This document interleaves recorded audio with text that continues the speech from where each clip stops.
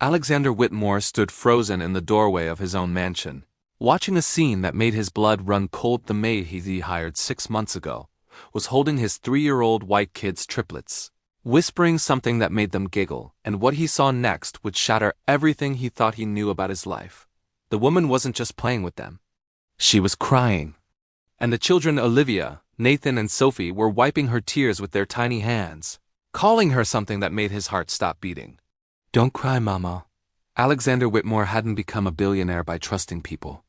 At 38, he'd built his tech empire from nothing, transforming a college dorm room idea into Whitmore Industries, a corporation worth $12 billion. His life was numbers, strategy, and control. Everything calculated, everything measured, everything except his children. The triplets had arrived 3 years ago through a business transaction. Really, though he'd never say it that way in public. Their biological mother, a woman named Victoria, whom he'd dated briefly in his 20s, had died in childbirth. Complications, the doctor said. Tragic. Unexpected. Alexander had been left with 3 infants and absolutely no idea what to do with them. He'd hired nannies. 17 of them, to be exact, over 3 years. Some quit. Some he fired. Most simply couldn't handle the demands of caring for 3 toddlers simultaneously, while maintaining the level of perfection Alexander required. His children weren't just any children, they were Whitmore's. They needed structure, education, discipline. What they had instead was chaos, until Isabel arrived. Isabel Moreau came to the interview on a rainy Tuesday in March, 6 months ago. She was 29, with warm brown eyes and auburn hair pulled back in a simple ponytail. She wore a modest gray dress and carried a worn leather bag that had seen better days. Her resume was impressive but understated. Early childhood education degree, 5 years working with special needs children, fluent in 3 languages. Why do you want this position? Alexander had asked, leaning back in his leather chair, already preparing to dismiss her like the others. I don't particularly, she'd answered, and his eyebrows had shot up. Excuse me? I need employment, Mr. Whitmore. I need stability. But I'm not going to pretend that working for a billionaire is my dream job, or that I've admired you from afar, or whatever else you've heard from other candidates. She'd met his eyes directly. I'm good with children. Exceptional, actually. If you hire me, your triplets will be cared for better than they've ever been. But I won't flatter you to get the job. He'd hired her on the spot. The first week, Alexander had watched her through the security cameras he'd installed throughout the house. He told himself it was necessary. These were his children, after all, and he barely knew this woman. But as the days passed, he found himself watching for different reasons. Isabel transformed his home. She woke before dawn, prepared organic meals that the children actually ate, created educational games that taught them letters and numbers through play. She read to them for hours, doing different voices for each character, making them shriek with laughter. She taught them French songs. She took them to the garden and showed them how to plant seeds, explaining photosynthesis in terms a 3-year-old could understand. Most remarkably, she loved them.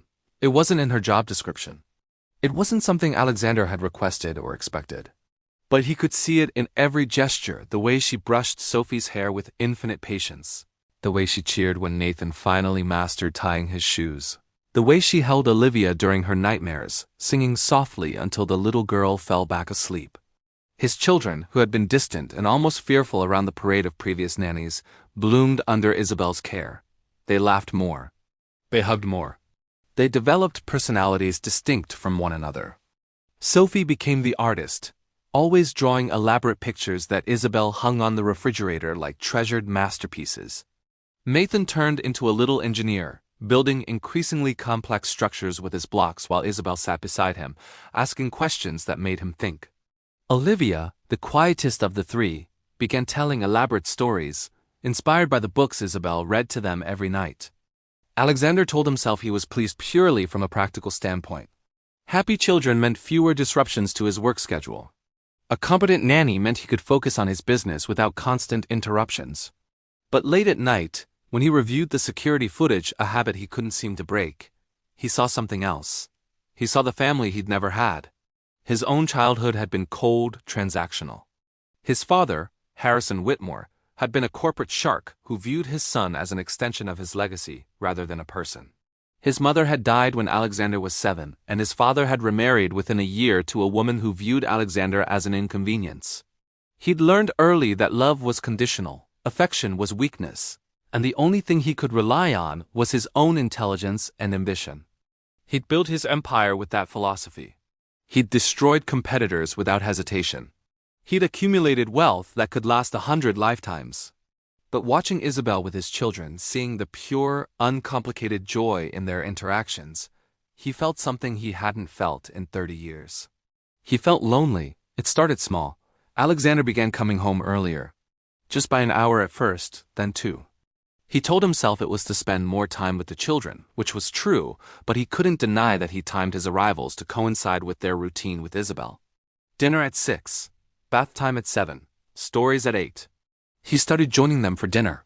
Isabel would set an extra place without comment, serving him the same wholesome meals she prepared for the children. The triplets were delighted by his presence, chattering about their day, showing him their artwork, asking him to read stories. But it was the quiet moments with Isabel that he began to crave. After the children went to bed, they'd sit in the kitchen while she prepared lunch boxes for the next day.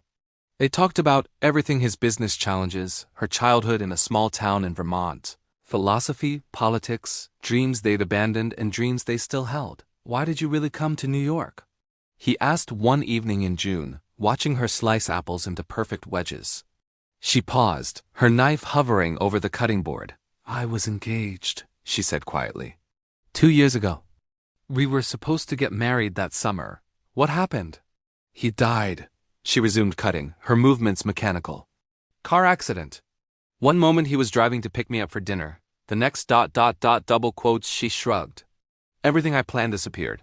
I couldn't stay in that town anymore. Everyone knew. Everyone pitied me. So I came here where nobody knows anything about me except that I'm good with children." Alexander felt something shift in his chest. "I'm sorry. Don't be. It was a long time ago." She looked up at him, and he saw the resilience in her eyes. "We all carry losses, Mr. Whitmore. The question is whether we let them define us or teach us." "Alexander," he said. "Call me Alexander." She smiled, small and genuine. "Alexander, then." The boundaries blurred after that night. He found excuses to be around her. He'd work from his home office instead of going downtown, claiming video conferences were more efficient. He'd emerge for coffee breaks that coincidentally aligned with when Isabel took the children to the garden. He'd suggest family outings, the zoo, the aquarium. The park, and Isabel always came along, because someone needed to help manage 3 energetic toddlers. To any observer, they looked like a family. To Alexander, they felt like one. But he never crossed the line. Never touched her beyond accidental brushes of hands. Never voiced the thoughts that kept him awake at night. She was his employee, the mother figure to his children. To act on his growing feelings would be an abuse of power, a betrayal of the trust she'd placed in him when she accepted this position. So he suffered in silence, watching her with his children, imagining a life where the game of pretend they played each day was real. He noticed things about her that troubled him, though. She was always cheerful around the children, but sometimes, when she thought no one was watching, a profound sadness would settle over her features. She'd stare out the window with an expression of such longing that it hurt to witness. She received phone calls that she always took in private, emerging with red-rimmed eyes that she quickly hid. Once in July, he'd come home early and heard her crying in her room. The sound had torn through him, but he hadn't knocked. He had no right to her private grief, whatever its source. The children noticed nothing.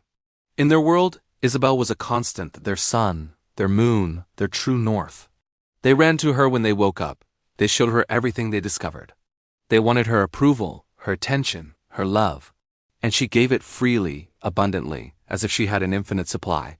Alexander's business partner, Gregory, commented on the change in him during a board meeting in August. "You're different," Gregory said, studying him over glasses of scotch after all the other executives had left. "Softer. You actually smiled during Pearson's presentation, and it wasn't even sarcastic." "The children are doing well," Alexander deflected. "Having stability at home makes everything easier. It's the nanny, isn't it?" Gregory grinned. "The infamous Isabel, who's lasted longer than any of her predecessors. What's she like?" Alexander had taken a long drink before answering. "Professional. Competent. The children love her. And you?" "I appreciate her work ethic." Gregory had laughed. Christ, Alexander. You're in love with her. Don't be absurd. I've known you for 15 years. You've never appreciated anyone's work ethic. You've destroyed people for minor inefficiencies. But this woman has you coming home for dinner and playing in parks. Gregory leaned forward. Does she know? There's nothing to know. Right. Gregory had shaken his head. For a genius, you can be remarkably stupid about some things. Life's short, my friend.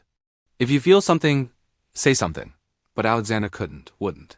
Because Isabel wasn't just his employee, she was the glue holding his children's world together. And he wouldn't risk that for his own selfish desires. September arrived with unexpected heat, and with it, subtle changes that Alexander couldn't quite define. Isabel became more withdrawn. Still perfect with the children, still creating magic out of ordinary moments. But the light in her eyes dimmed. She took more phone calls in private. She asked for a weekend off, the first time she'd requested time away since she'd started. Of course, Alexander had said, trying not to show his concern. Is everything all right? Family matters, she'd replied, offering no additional details. She left Friday evening and returned Sunday night, her eyes hollow, her usual warmth replaced by brittle fragility. The children sensed it immediately. Is Belle sad? Sophie asked Alexander at bedtime that Sunday, her small face creased with worry. They all called her Belle now, a nickname that had evolved naturally from Isabel. Maybe a little tired, sweetheart. She'd be better tomorrow. But she wasn't. Over the following weeks, Alexander watched Isabel fade like a photograph left in sunlight. She still functioned, meals appeared on schedule. The children were bathed and read to and loved, but she operated on autopilot, her genuine joy replaced by practiced motions. He wanted to ask, needed to ask. But every time he tried, she deflected with a smile that didn't reach her eyes. Then came the October evening that changed everything. Alexander had a business dinner in Manhattan, unavoidable, crucial, the kind of networking event that could result in a $100 million contract.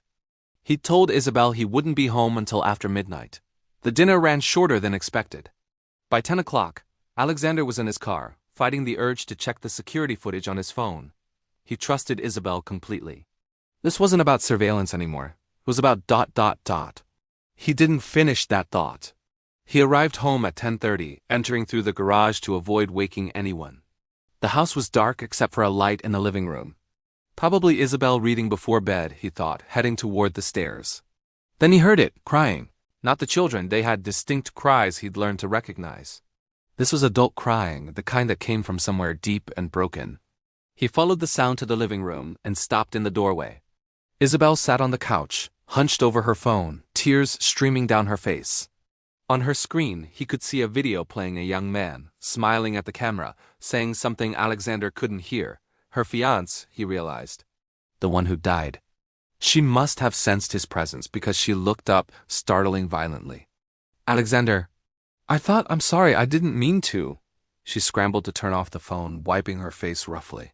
I'll just don't, he said quietly, moving into the room. He sat beside her, maintaining a respectful distance. You don't have to hide, I'm fine. Really, Isabel. He said her name with such gentleness that fresh tears spilled down her cheeks. You're not fine. You haven't been fine for weeks. Talk to me. For a long moment, she said nothing. Then, in a voice barely above a whisper, his parents are selling the house. The house? Where we were going to live. Where I thought I'd raise children someday. They've kept it all this time, but now ... double quote, she shook her head. It's stupid. It's been 2 years. I should be over this.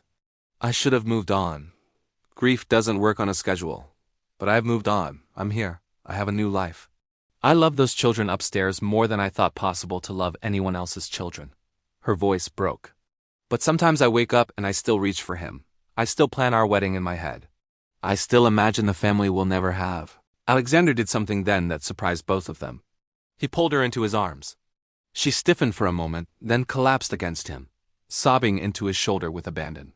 He held her, one hand stroking her hair, murmuring meaningless comfort sounds that seemed to help anyway. They stayed like that for a long time.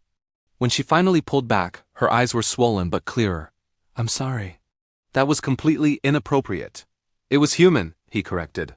You're allowed to be human, Isabel. Even here, especially here. Isabel?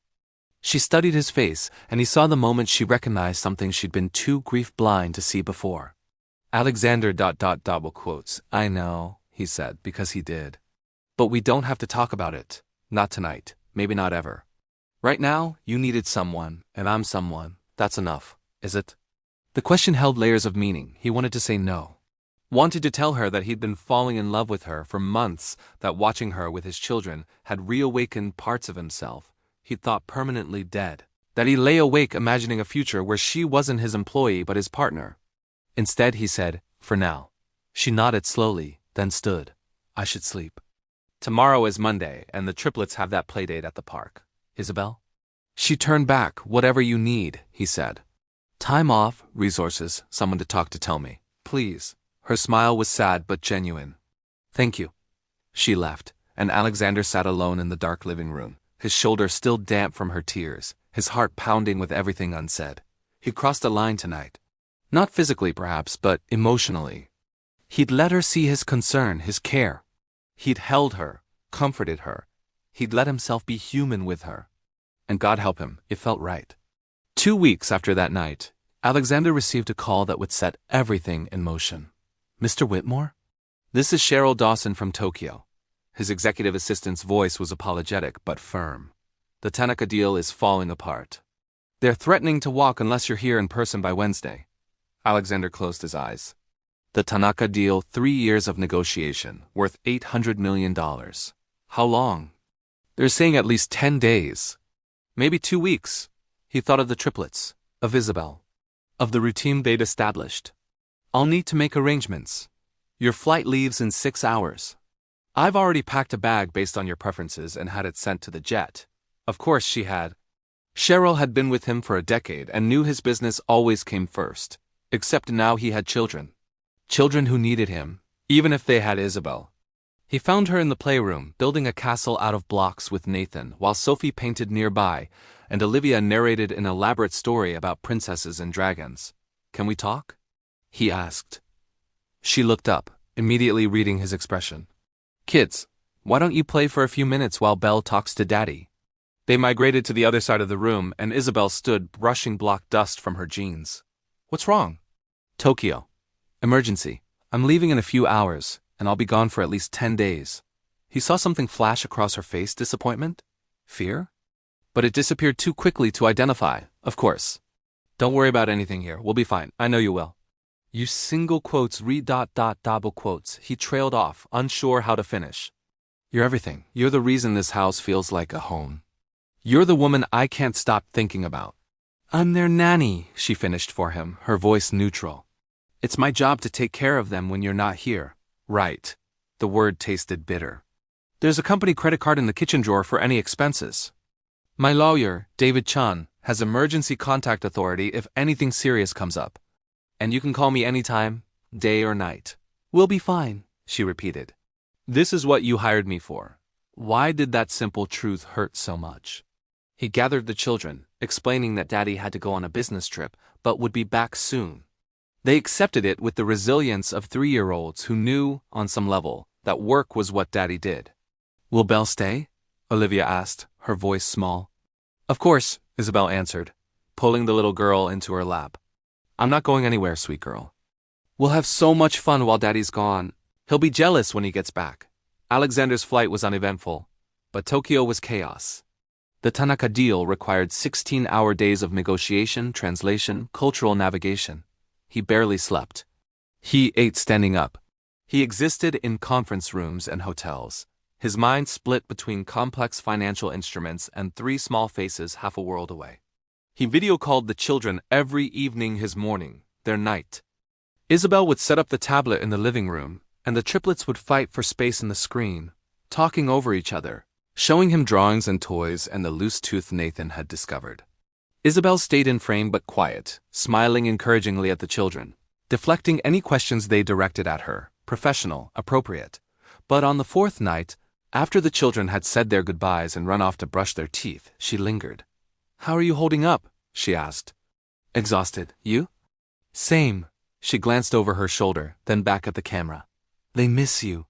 Sophie cried yesterday because you weren't here to read her favorite book with the voices. Guilt twisted in his chest. I'm doing the best I can. I know. I didn't mean, she sighed. I just wanted you to know they love you. Even when you're gone. Maybe especially when you're gone, because they're learning that you always come back. Unlike some people, he said quietly. Her face shuddered. I should go. They're probably flooding the bathroom by now. Isabel, but she'd already disconnected. The negotiations dragged on. 1 week became 2. Alexander was making progress. The deal would close. He was certain, but every day away felt like a year. He called home obsessively. Not just the evening video calls, but brief check-ins throughout his day. Is Nathan still refusing vegetables? Did Sophie's rash clear up? How was Olivia's nightmare last night? Isabel answered every question with patience and detail, but he could hear the strain in her voice. Managing 3 toddlers alone for 2 weeks would exhaust anyone, even someone as capable as she was. On day 13, the deal finally closed. Alexander signed the contracts at 9 a.m. Tokyo time, endured the ceremonial celebration dinner, and was on his private jet by midnight. He slept for most of the 14-hour flight, a deep, dreamless sleep of pure exhaustion. He landed in New York at 10 p.m. local time on a Friday, technically the same day he left Tokyo, thanks to time zones. He could have gone to his office, caught up on the 100 fires that had undoubtedly started in his absence. Instead, he went home. Alexander entered through the front door, this time his house, his right, no need to sneak in through the garage like a stranger. The entrance hall was dark, except for a nightlight shaped like a star. He set down his briefcase, loosened his tie, and listened. Voices from upstairs. Laughter. The triplets should have been asleep an hour ago. He climbed the stairs, following the sound to the children's playroom. The door was ajar, light spilling into the hallway. He pushed it open and froze. Isabel sat on the floor, surrounded by all 3 children. She'd built a blanket fort around them, and inside the fort, illuminated by fairy lights, they were having what appeared to be a teddy bear tea party. Sophie was pouring imaginary tea into tiny cups. Nathan was making his stuffed elephant do a dance. Olivia was telling a story about a brave princess who saved the kingdom. And Isabel was crying. Not dramatic sobbing like that night in the living room. These were silent tears streaming down her face while she smiled at the children, participating in their game, laughing at their antics. It was Sophie who noticed him first. Daddy! All 3 children erupted from the blanket fort, charging at him with squeals of delight. He caught them, overwhelmed by tiny arms and excited voices and the pure joy of being home. You're back! You're back! Did you bring us presents? Belle said you'd be home soon, and she was right. He hugged them, kissed their heads, promised presents tomorrow. But now it's very late and you should all be in bed. The groans were predictable. How about this? Isabel said, emerging from the fort, her face hastily wiped clean of tears. 5 more minutes of fort time, then bed. Deal. Deal. They scrambled back into the fort, and Isabel moved toward Alexander, keeping her voice low. I'm sorry. I know their bedtime was an hour ago. It's fine, he said, studying her face. The evidence of tears was still there in her red-rimmed eyes, her splotchy cheeks. Are you all right? Of course. Just tired. 2 weeks with these 3 is ... double quotes, she smiled, but it wavered. I'm glad you're home. The 5 minutes stretched to 10, then 15, but Alexander didn't care. He stood in the doorway watching his children play, watching Isabel facilitate their imagination, feeling the pieces of his life slot back into place. Finally, he helped her wrangle them into their respective bedrooms. They detransitioned from a shared nursery to individual rooms. 6 months ago, another of Isabel's suggestions. She tucked Sophie in while he handled Nathan. They met at Olivia's room and read her favorite story together, taking turns with the voices. When all 3 children were finally asleep, Alexander found Isabel in the kitchen, cleaning up the dinner dishes. You don't have to do that, he said. It's late. Habit. She continued scrubbing a plate with intense focus. How was Tokyo? Successful. Exhausting. He leaned against the counter. Why were you crying? Her hands stilled. I wasn't. Isabel. She set down the plate carefully, then turned to face him. In the soft kitchen light, she looked younger and older, simultaneously vulnerable in a way he'd never seen. Do you ever feel like you're living someone else's life? She asked. The question caught him off guard. What do you mean? Like you woke up one day and you in this perfectly good situation that you should be grateful for, but it's not the life you imagined. And you can tell if you mourning what you lost or angry at yourself for not being satisfied with what you have. Alexander moved closer. Tell me what's going on. I got a letter while you were gone. From Michael's mother, my fiancé's mother. She pulled an envelope from her pocket, worn from repeated handling. She wanted me to know the house sold. A young couple bought it. They're expecting their first baby in the spring. I'm sorry. Don't be. It's good. It should be filled with life and love. It's just ... She looked up at him, and the raw pain in her eyes stole his breath. I was supposed to be that young couple. That was supposed to be my baby. My life. And instead I'm here, loving children who aren't mine, living in a house that isn't mine, playing pretend family with a man who's... She stopped abruptly, her eyes widening as if she'd revealed too much. With a man who what? Alexander asked quietly. Nothing. I'm sorry. I'm overtired and emotional, and I shouldn't be dumping this on you. You're my employer, not your what? The air between them felt electric, charged with 2 weeks of absence and months of unspoken feelings, and the question that hung in the balance of her unfinished sentence. Not my friend, she finished, but they both knew that wasn't what she'd been about to say. Alexander closed the remaining distance between them. What if I want to be more than your employer? Don't. The word was barely a whisper. Please don't say things you don't mean. I've never meant anything more in my life. Alexander, I'm in love with you, he said, and the words felt like jumping off a cliff. I've been in love with you for months. I watch you with my children, and I see the family I never knew I wanted. I come home early because I can't stand being away from you. I call 10 times a day from Tokyo because your voice is the only thing that makes the distance bearable. Tears were flowing freely down her face now. You can't. I work for you. I take care of your children. This is all kinds of wrong. Then I'll fire you. What? I'll fire you right now, and you'll no longer be my employee. Problem solved. That's not... She let out a sound between a laugh and a sob. You can't just fire me so you can date me. What about the triplets? They need stability, routine. They need me. They do need you. I need you.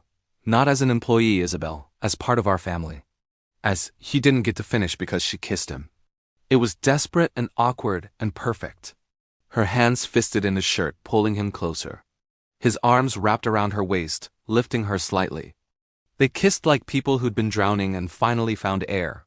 When they broke apart, both breathing hard, Isabel pressed her forehead against his chest. This is crazy, she said. Probably. I could lose everything. Not everything. Not me. Not them. She looked up at him, searching his face for something. Whatever she found must have satisfied her because she kissed him again, softer this time, sweet and full of promise. I love you too, she whispered against his lips. God help me, I love you so much it terrifies me. They stood in the kitchen, holding each other as the clock ticked toward midnight. Two broken people who'd found unexpected healing in each other. What do we do now? She asked. Now, he said. We figure it out together, the next morning. Alexander woke to sunlight streaming through his bedroom windows and the sound of laughter drifting up from downstairs. For a moment, he lay still, letting the memories of the previous night wash over him. He'd kissed Isabel. She'd kissed him back. She loved him. He found them in the kitchen, his triplets at the table eating pancakes shaped like animals. Isabel at the stove flipping another batch. She wore jeans and a soft blue sweater, her hair down around her shoulders. When she heard him enter, she turned, and the shy smile that lit her face made his heart race. Daddy! Nathan spotted him first. Belle made elephant pancakes. They moved around each other carefully, hyper-aware of every accidental touch, every lingering glance. The children noticed nothing, too absorbed in their breakfast and their chatter about the day ahead. The park was chaos in the best way. The triplets ran ahead, burning energy, while Alexander and Isabel followed at a more sedate pace. This is nice, she said softly. You being here. They light up around you. They light up around you every moment of every day. When Sophie declared by the duck pond, we're a family too, you and me and Nathan and Olivia and Belle. Alexander caught Isabel's eyes glistening with unshed tears. Yes, sweetheart, he said. We are. The following weeks were the happiest of Alexander's life. He restructured his schedule to maximize time at home. The triplets thrived on his increased presence. And Isabel bloomed like a flower finally given sunlight. They were careful around the children, maintaining appropriate boundaries. But the stolen moments alone were electric kisses in the kitchen after bedtime, whispered conversations in the garden, hands finding each other under the dinner table. The call came in early November. His personal lawyer, David Chen, with unusual urgency. "We need to meet. Today. It's about the children's birth records." Alexander's blood ran cold. "What about them?" "Not over the phone." David's face when he entered the conference room confirmed this was serious. He slid a folder across the table. "The surrogate who carried your children, Victoria Reynolds. The woman you dated briefly in college." David pulled out another document. "Victoria Reynolds died in a car accident 3 months before your children were born." The words didn't make sense. "That's impossible." "She died in childbirth. Someone lied to you. The woman who carried your children used a false identity. The real Victoria Reynolds died, and someone else took her place." Alexander stared at the documents. "Who was she then?" "That's the problem. I can't find any records. Someone went to great lengths to hide her true identity. Are they even mine?" "The children? Genetically, yes. The DNA testing confirms it. But the woman who carried them, we have no idea who she really was." Alexander hired a private investigator within 24 hours. James Burke was the best in the business, discreet, thorough, and expensive. "I need you to find out who this woman really was," Alexander said. "Everything about her." Burke called 5 days later. "Her real name was Jennifer Hartley. Nurse at Mount Sinai. 26 when she became your surrogate." Alexander opened the file. A hospital ID photo, a young woman with kind eyes and a gentle smile. Why did she use a false identity? 3 months before she became your surrogate, Jennifer's younger sister died. 19 years old, killed by a drunk driver. Jennifer had been her legal guardian since their parents died. The sister Amy had been accepted to Harvard, full scholarship. When Amy died, Jennifer had a breakdown. Started looking into surrogacy arrangements. Why lie about who she was? Still working on that. But Burke's expression grew serious. "Jennifer Hartley died 4 years ago. Ovarian cancer. She's dead?" "Has been for a year." "But Alexander, there's something else." Burke pulled out another photo, and Alexander's heart stopped. "Your current nanny, Isabel Moreau. Her real name is Isabel Hartley. Jennifer's younger sister." The world tilted. "That's impossible." "Amy died. You just said, Amy Hartley died.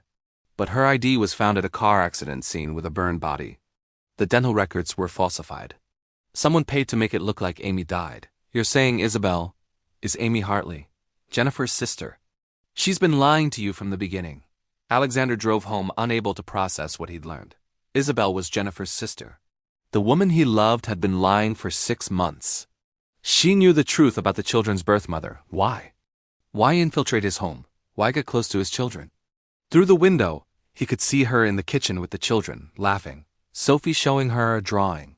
Olivia in her lap. They loved her, and she'd been deceiving them all. When the children ran off to play, Alexander turned to her. "Who are you?" His voice was flat. "And don't lie. I know about Jennifer." The color drained from her face. "Alexander, are you Amy Hartley? Jennifer's sister? The one who supposedly died?" She closed her eyes. "Yes. Why?" "It's complicated." "Then uncomplicate it." His voice rose. "You lied to me. You came into my home under false pretenses. You made them love you. Made me." He stopped. Tears streamed down her face. "I can explain, please." "Fine. Explain how you faked your death. Explain how your sister stole someone's identity to become my surrogate. Explain what you're doing here." "Jennifer was dying," she said desperately. "The cancer came back aggressive. She had maybe a year left. She was pregnant with your children, terrified of what would happen to them after she was gone. So she decided to lie? She used Victoria's identity because Victoria was dead and had no family. It was wrong, I know, but she was desperate. She needed the money to make sure I'd be taken care of, and she couldn't use her real identity because she was already sick. No one would accept her as a surrogate if they knew. And you? Why fake your death? Jennifer made me. She said if she didn't survive, you'd come looking for family. You'd find me. And she couldn't risk that because you'd take the children, and I'd never see them again. They were all I had left of her. So you staged your death and waited. To steal my children? No, I just wanted to see them, to know they were okay. I applied for the nanny position to work for a few months. Make sure they were loved, then leave. I never meant to stay. I never meant to fall in love with you. How convenient. It's the truth. Do you think I wanted this? To fall for the man whose children are my flesh and blood but will never be mine, she sobbed. I tried to leave twice, but I couldn't walk away from them. From you, those children are not your flesh and blood. Jennifer was the surrogate. The genetic material was mine and an anonymous donor's. Isabel's face crumpled. No. Jennifer wrote me a letter. I can show you. I don't want to see it. I want you out of my house. Alexander, please, out. Tonight. What about the children? They'll adjust. Children are resilient. At least let me say goodbye. You did abandon them. The moment you built our relationship on lies. He walked away, leaving her crying in the kitchen. The children asked for her at bedtime. Where's Belle? Sophie's voice was small. She always reads us stories. Belle had to go away, Alexander said, his throat tight. But I want Belle, Olivia cried. She'd come back, right? Nathan asked. She wouldn't leave without saying goodbye. He read them stories in a shaking voice, held them when they cried themselves to sleep, and hated himself for causing this pain. Around 3 a.m., a text arrived from an unknown number. I'm sorry for everything, but please read this. Your children deserve the truth. One an attachment. A PDF of a handwritten letter. The handwriting shaky, dated 4 years ago. My dearest Amy, if you're reading this, I'm gone. The cancer won. And I need you to know the truth about the babies I carried. When I found out I was dying, I was desperate. You were 19, about to start Harvard. I had nothing left except money for your future. The surrogacy seemed perfect. But Mr. Whitmore required genetic material from both parents. An anonymous egg donor, he said. Amy, I was the egg donor. I lied to the clinic. Falsified records with help from a doctor friend. I told them I was using donor eggs, but I used my own. Those 3 babies, Olivia, Nathan, and Sophie, they're not just children I carried. They're mine. Biologically, completely mine. And because you and I share DNA, those children are your nieces and nephews by blood. Your family, the only family you have left. I did this for you, sweetheart. I knew Alexander Whitmore was a good man. He'd love these children. Give them everything I couldn't. But he'd raise them never knowing about you. Never understanding they had an aunt who loved them before they were even born. I'm sorry for this burden. I'm sorry for the lies. But I couldn't let you be alone without family. And I couldn't let these babies grow up never knowing they had someone who loved them unconditionally. Take care of yourself, little sister. If you ever get the chance to know those children, even from a distance, take it. Love them for both of us. Forever yours, Jenny. Alexander read it 3 times, hands trembling. Jennifer used her own eggs. The triplets were hers biologically, which meant they were Isabel's nieces and nephews by blood. She hadn't been lying about that. Another text arrived. I never meant to hurt you or them. I'll stay away. Just please tell them Belle loved them more than anything. Alexander stared at the message, then at the letter, then at the framed photo on his desk, all of them at the park, laughing. A family in every way that mattered. He grabbed his keys. He found Isabel at a motel 10 minutes away. When she opened the door, her face puffy from crying, fresh tears spilled over. I'll stay away, she said immediately. I promise. I read the letter. She froze. Jennifer used her own eggs. You're their biological aunt. Yes. Why didn't you tell me from the beginning? Would you have believed me? Would you have let some stranger who claimed to be related to your children become their nanny? Or would you have done exactly what you did tonight? He couldn't argue. You should have told me after. I tried. But every time I'd see how happy they were, how happy you were, and I couldn't risk destroying it. I thought if I could just love them quietly, if I could be what they needed without claiming them, maybe that would be enough. It is yours. They're your family. By blood, by love, by every definition that matters. Don't give me hope just to take it away. I'm not. I'm sorry. I reacted from hurt and fear. I said things that were cruel and wrong. You didn't abandon them. You've been loving them since before they were born. She stared at him, tears streaming. What are you saying? Come home, please. They need you. I need you. I love you, Isabel or Amy or whoever you want to be. I love the woman who makes my children laugh, who cries over duck families, who's been carrying this secret alone because she was trying to protect everyone. You can't just forgive me. Why not? You're right, this isn't simple. It's complicated and messy and we'll need therapy. But, Isabel, I don't care. I'm already lost without you. We all are. The children are asking for you, crying for you. Sophie's been sitting by the window, waiting for you. I can't hurt them again. Then don't. Come home. We'll figure everything else out together. You mean it? I mean it. But no more lies. Ever. About anything. No more lies, she agreed. I promise. They entered the house to find all three children still awake. Sophie saw Isabel first and shrieked. Belle came back! They crashed into her, all talking at once. Isabel knelt and gathered them into her arms, crying and laughing. I'm sorry, she said, kissing their heads. I'm so sorry, I had to go away, but I'm back now. And I'm not leaving again, I promise. You scared us, Nathan said. I know, buddy, I'm sorry. Don't do it again, Olivia commanded. Never again. After the children finally fell asleep in Isabel's bed, refusing to let her go, Alexander and Isabel sat in the kitchen. What happens now? She asked. Now we make this official. Legally, we'll make sure you have rights as their biological aunt, and we tell them the truth. Not now, but someday. What truth? That their mother loved them so much she made sure they'd always have family. That she gave them to me because she knew I'd protect them, and she gave them to you because she knew you'd love them. That sometimes the best families are the ones we choose and fight for. That's beautiful. It's true. Do you really forgive me? Completely? I understand why you did what you did. I'm hurt by the lies, but I understand them. With time and honesty, we can build something stronger. He looked at her directly. But you need to understand those children are mine. Legally, officially. I'm willing to share them with you, but I need to know you're not going to challenge me for custody. I would never. I need to hear you say it. I'm not here to take them from you. I never was. I just wanted to love them. To be part of their lives. She took his hand. You're their father in every way that matters. Jennifer chose you for that. I'm just grateful you're letting me be here too. He pulled her into his arms. You're not just anything. You're their aunt, their guardian angel. And if you'll have me, you're going to be my wife. She pulled back, eyes wide. What? I'm not proposing. Not yet. Not until we've worked through everything honestly and you're sure this is what you want. But Isabel, Amy, whatever name you choose, I want to build a life with you, a real family. Not borrowed or pretend. I want that too, she whispered. More than anything. They held each other as dawn broke, two broken people who'd found unexpected healing, building something beautiful from the fragments of loss and lies and love. Spring arrived with cherry blossoms and new beginnings.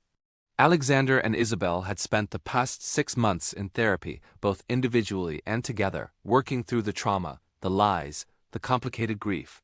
It hadn't been easy. There were setbacks and arguments and moments when Alexander still struggled with trust. But they fought for it, for each other, for the children. Isabel had legally changed her name back to Amy Hartley. She sat the triplets down, now 4 years old and more perceptive, and told them an age-appropriate version of the truth. You know how Belle is my nickname? She'd asked. Because your real name is Isabel, Sophie had said confidently. Actually, my real name is Amy, and I want to tell you something important about where I came from.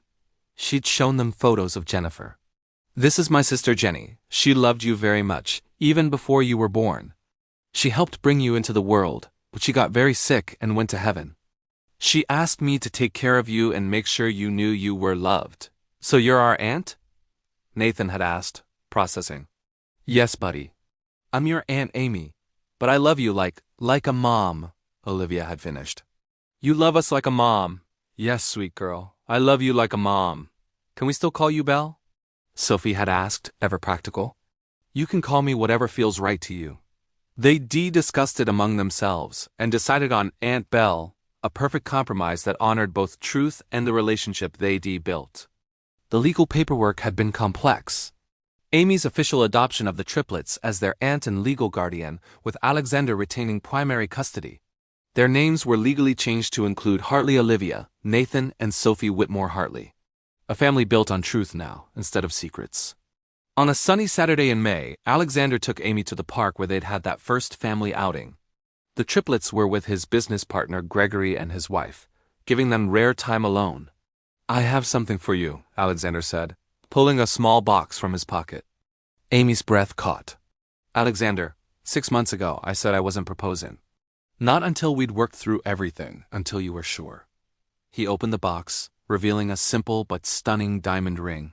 We've done the work. We've built something real and honest and beautiful. So Amy Hartley, will you marry me? Will you be my wife and their mother and my partner in every way that matters? Tears streamed down her face.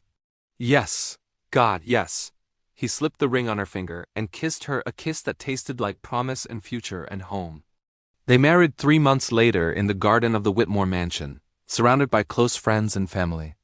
The triplets were in the wedding party, Sophie and Olivia as flower girls in matching lavender dresses, Nathan as ring bearer taking his job with adorable seriousness. Amy wore a simple white dress with Jennifer's locket around her neck. Inside were 2 photos, one of her sister, one of the triplets as newborns. She's here, Alexander had said when he saw it, understanding immediately. In every way that matters. She gave me everything, Amy had whispered. She gave me you, she gave me them. She gave me a family when I thought I'd lost mine forever. The ceremony was intimate and emotional. When they exchanged vows, Amy had added something unplanned. I vow to love your children, our children, with the same fierce protection their biological mother gave them. I vow to honor Jennifer's sacrifice by being the mother she trusted me to be. And I vow to love you not just in the easy moments, but in the complicated ones, because that's where real family is built. There wasn't a dry eye in the garden. The reception was joyful chaos, the triplets dancing wildly, stealing bites of wedding cake, charming every guest. At one point, Sophie had grabbed the microphone during a toast. I love Aunt Belle, she'd announced to everyone. She's the best mom ever, even though she's our aunt, and Daddy's the best daddy. And Nathan and Olivia are okay, I guess. The crowd had erupted in laughter, and Alexander had pulled his entire family into his arms, wife, children, everything he'd never known he needed. The Whitmore-Hartley family stood in the cemetery on a crisp October morning. The triplets, now 9 years old, placed flowers on Jennifer's grave, each of them having written letters they left behind. Do you think she can read them? Nathan asked. I think she knows what's in your heart, Amy said, kneeling beside them. And that's better than any letter. They came here every year on the anniversary of Jennifer's death. It was important to Amy and to Alexander that the children understood their origin story, that they knew the woman who'd sacrificed everything to give them life and family. Tell us again about Mom Jenny, Olivia requested. It was their ritual standing at the grave, sharing stories of the sister and aunt who'd set everything in motion. Amy smiled. She was brave and fierce and so full of love. She worked 2 jobs to take care of me after our parents died. She made sure I could go to college. And when she got sick, she didn't think about herself, she thought about you 3. About making sure you'd have everything she couldn't give. She gave us you, Sophie said wisely. That's pretty good. She gave us each other, Alexander corrected, pulling Amy close. All of us. They stood together as a family, imperfect, complicated, built on loss and lies, and ultimately love. The autumn wind rustled through the trees, and Amy could almost hear her sister's voice. Take care of them, little sister. Love them for both of us. I am Jenny, Amy whispered. Every single day, as they walked back to the car, Nathan slipped his hand into Alexander's. Dad? Yeah, buddy, I'm glad Mom Jenny chose you. And I'm glad she made sure Aunt Belle could find us. Alexander's throat tightened. Me too, son. Me too. Sophie skipped ahead, then turned back. Can we get pancakes? The ones Mama makes? Mama. Not Aunt Belle anymore, but Mama, a title Amy had earned through years of bedtime stories and skinned knees and homework help and unconditional love. Pancakes sound perfect, Amy said, her voice thick with emotion. They piled into the car, their family car, with car seats that had long since been replaced by booster seats, littered with soccer gear and art supplies and the beautiful chaos of childhood. Alexander reached for Amy's hand as he drove, their wedding rings catching the sunlight. Any regrets? He asked softly. She thought about the lies she'd told, the pain they'd caused, the complicated journey that had brought them here. She thought about Jennifer and the impossible choice her sister had made. She thought about the 3 children in the back seat, arguing about pancake shapes, who called her Mama and filled her days with purpose. Not a single one, she said. You? Only that I didn't find you sooner. You found me exactly when you were supposed to, when we were both ready. When they needed us most. He brought her hand to his lips. I love you, Amy Whitmore Hartley. I love you too. From the back seat, 3 voices chimed in unison. We love you too. Now can we please get pancakes? They laughed, the sound of a family who'd been broken and rebuilt, who'd survived lies and loss and found their way to truth. As Alexander pulled into their driveway, Amy looked at the house that had once seemed like enemy territory. The place where she'd come to spy on children who weren't hers. Now it was home. Her home. Their home. "Mama, race you to the kitchen," Nathan challenged. "You're on." She chased them inside, their laughter echoing through halls that had once been silent and cold, but were now filled with life and noise and love. Alexander followed more slowly, watching his wife and children disappear inside. He thought about the day he'd arrived home unannounced and seen the maid with his triplets, how what he'd seen had shocked him. But the shock hadn't been what he'd expected. It wasn't betrayal or danger or malice. It had been love, pure, unconditional, sacrificial love. A love so powerful it had survived death and lies and impossible odds. And somehow, miraculously, it had become his. He walked into his house, into the sound of his children begging for chocolate chips in their pancakes, into Amy's mock-stern refusal, into the beautiful, ordinary chaos of family life. And he knew with absolute certainty that Jennifer Hartley, wherever she was smiling. She'd given them all exactly what they needed, each other. The phone call came on a Tuesday afternoon while Amy was helping Sophie with her college application essays. 14 years old now, Sophie had inherited her father's sharp mind and her aunt's artistic soul, a combination that made her both brilliant and beautifully complicated. "Mrs. Whitmore Hartley?" The voice on the other end was professional, measured. "This is Rebecca Morrison from the Vermont Family Services Division. I'm calling about a matter concerning your late sister, Jennifer Hartley." Amy's hand tightened on the phone. After all these years, Jennifer's name still had the power to stop her heart. "What about her?" "We've recently discovered some documentation that suggests your sister may have had another child. Before the triplets." The world tilted. "That's impossible. I understand this is shocking. Could you come to our offices?" "There's someone who'd like to meet you." Amy drove to Vermont the next day, Alexander beside her. They decided not to tell the triplets, yet not until they knew what they were dealing with. The girl waiting in the conference room was 16, with Jennifer's eyes and mouth, with the same stubborn set to her jaw that Amy saw in the mirror every morning. "Hi," the girl said nervously. "I'm Melissa." "Melissa Hartley." Amy couldn't breathe. Alexander's hand found hers under the table, grounding her. Rebecca Morrison explained, "Melissa was born when Jennifer was 17. Given up for adoption through a closed arrangement. Jennifer was still in high school, had no support system after losing her parents. The adoptive family raised her lovingly, but they died in a house fire 2 years ago. Melissa's been in foster care since. I didn't know who my birth mother was until last month," Melissa said quietly. "They finally opened the records. I found out she died, but that she had a sister. That she had other children." The girl's voice broke. "I know this is crazy. I know you don't know me. But I don't have anyone else, and I wanted to meet someone who knew her. Who could tell me about her?" Amy stared at this teenager who carried her sister's DNA, who'd been out there all along, another piece of Jennifer's complicated legacy. "She was extraordinary," Amy heard herself say. "Your mother. She was fierce and protective, and so full of love.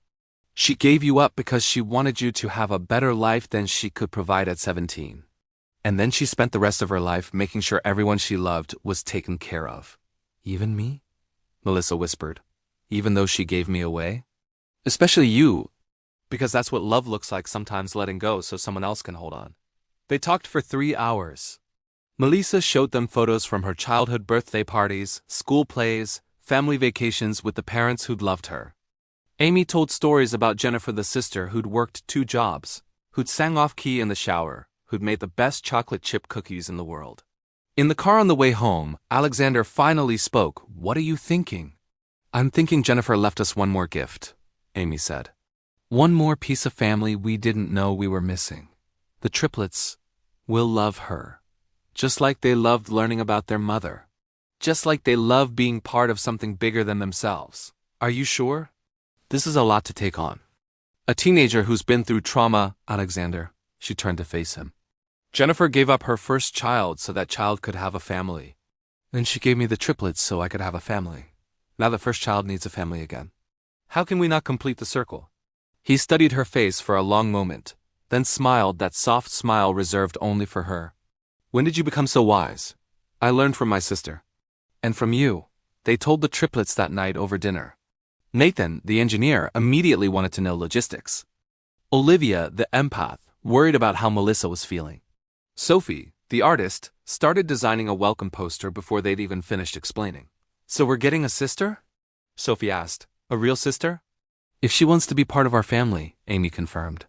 If you all want her here? Obviously we want her here, Nathan said with teenage certainty. She's Mom Jenny's daughter. That makes her ours. She's been alone for 2 years, Olivia added softly. Nobody should be alone for that long.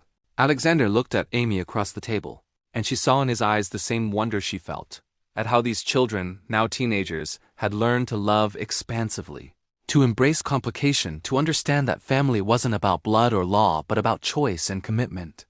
3 months later, Melissa Hartley moved into the Whitmore Hartley home. It wasn't easy. She had nightmares about the fire. She struggled with trust. She tested boundaries constantly, waiting for them to send her away. But slowly, gradually, she began to believe. Believed that Sophie's enthusiasm wasn't fake. Believed that Nathan's terrible jokes were his way of showing affection. Believed that Olivia's quiet understanding was genuine. Believed that Alexander's firm but gentle parenting came from love, not obligation. And believed that Amy, this woman who looked so much like the mother she'd never known, actually wanted her there. Why are you doing this? Melissa asked one night, 6 months in, after a particularly bad day when she'd lashed out at everyone. I'm not easy. I'm damaged. You could have just given me money, helped me from a distance. Why bring me into your home? Amy sat on the edge of Melissa's bed. In the room they decorated together, walls painted the purple Melissa loved, filled with photos of her adoptive parents alongside new photos of her biological family. Because Jennifer couldn't keep you, but she never stopped loving you. And because I know what it's like to lose everyone and feel like you adrift in the world with no anchor. The triplets were my anchor when I needed one most. Now you're part of that anchor too. I barely knew her. My birth mother. I don't even have memories of her. Then we'll build new memories. Not of Jennifer, but of us. Of this family she created piece by piece, child by child, sacrifice by sacrifice. Amy took Melissa's hand. You're not replacing your parents, sweetheart. They'll always be your parents. But you can have more than one family. More than one kind of love, Melissa's eyes filled with tears. I want to call you Aunt Amy, like they do. Is that okay? It's more than okay. On Melissa's 17th birthday, the entire family returned to Jennifer's grave. It had become tradition, bringing flowers, telling stories, making sure Jennifer knew she hadn't been forgotten. But this time, they had someone new. Hi, Mom, Melissa said, kneeling by the headstone. I guess you know who I am. I'm sorry it took me so long to find you, but I'm here now. And I want you to know, I'm okay. Better than okay. You gave me to a family who loved me so much. And then you made sure that when I lost them, I'd have another family waiting. I don't know how you did it, how you planned all this, but thank you. Thank you for loving me enough to let me go.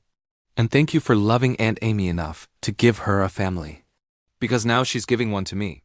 Amy stood with Alexander, watching Melissa say goodbye to the mother she'd never known, while Sophie, Nathan, and Olivia stood beside their older sister because that's what she was now, officially adopted, legally theirs. 4 children, Alexander murmured. When I started this journey, I thought 3 was overwhelming. And now? Now I can't imagine our family any other way. That night, Amy found an old letter from Jennifer she'd kept hidden, one she'd never shown anyone. Written in those final days, barely legible. Amy, if you're reading this, I'm gone. But I need you to know something. I have another daughter. Born when I was 17. I gave her up, and it was the hardest thing I ever did. I named her before they took her Melissa. It means honeybee. I hope she found a good home. I hope she's happy. But if someday she finds you, if someday she needs you, please love her for me. Please tell her I never forgot her. That every choice I made after was shaped by the choice I made with her. I learned how to love by letting her go. And I learned how to sacrifice by giving you the triplets. Take care of them all, little sister. All my children, born and unborn, known and unknown. You were always meant to be a mother. Now you can be.